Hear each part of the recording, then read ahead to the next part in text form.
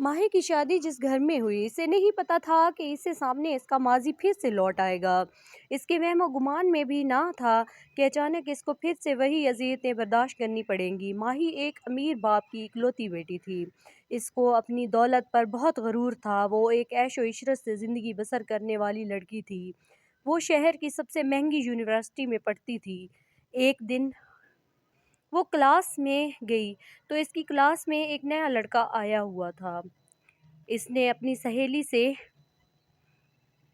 پوچھا کہ یہ کون ہے تو اس نے اسے بتایا کہ یہ شاذل ہے، بہت ہی لائق اسٹوڈنٹ ہے، نیو داخلہ ہوا ہے ہماری کلاس میں، اب ہی اسی کلاس میں پڑھے گا۔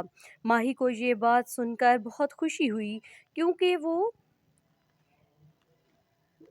پڑھائی میں اتنی لائق نہیں تھی کہ اب شاذل سے اپنی پڑھائی میں مدد ملتی رہے گی، اور اس کے لیے ماہی نے سوچا کہ شاذل کے ساتھ دوستی کرنی چاہیے۔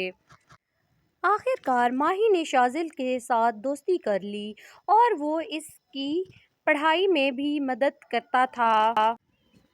لیکن شاذل کو ماہی کی ایک بات انتہائی بری لگتی تھی کہ وہ اپنی دولت کی مغروریت میں کسی اور کو انسان نہیں سمجھتی تھی، حالانکہ شاذل بھی ایک امیر گھرانے سے تعلق رکھتا تھا۔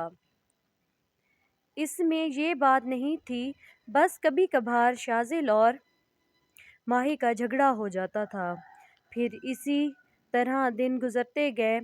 ماہی نے شاذل کو شادی کے لیے پرپوز کیا، لیکن شاذل نے صاف انکار کر دیا کیونکہ یہ یک طرفہ محبت تھی۔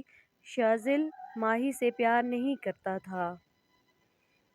کچھ عرصے کے لیے شاذل باہر کے ملک چلا گیا آگے اپنی پڑھائی مکمل کرنے کے لیے، اور ماہی ذہنی طور پر ڈسٹرب رہنے لگی کیونکہ اس کو انکار سننے کی عادت جو نہ تھی، کیونکہ اس کی نظر میں وہ ہر چیز کو پیسے سے خرید سکتی ہے، لیکن شاذل کی محبت نے ماہی کو اندر سے توڑ دیا۔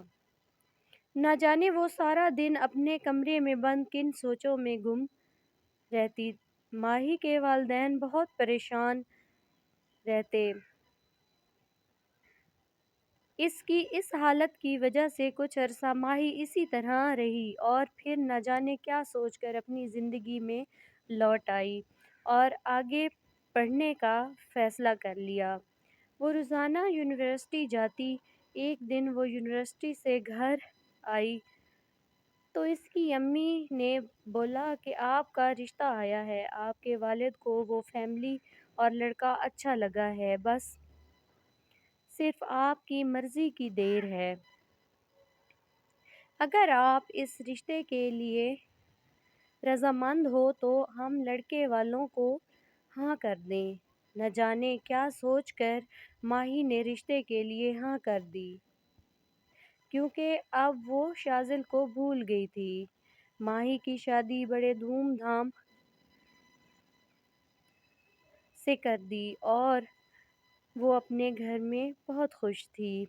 اسے نہیں معلوم تھا کہ اس کا کوئی دیور باہر ملک میں رہتا ہے۔ ماہی کی ساس نے ماہی کو 2-3 اچھے پکوان بنانے کے لیے بولا کہ اس کا بیٹا اتنے عرصے کے بعد گھر واپس آ رہا تھا۔ ماہی کچن میں کھانا بنا رہی تھی کہ اچانک دروازے پر دستک ہوئی۔ ماہی نے دروازہ کھولا تو ماہی کے قدموں تلے سے زمین نکل گئی اور شاذل بھی بہت پریشان ہوا کہ ماہی یہاں کیا کر رہی ہے۔ اتنے میں ماہی کی ساس نے ماہی کا تعارف کروایا۔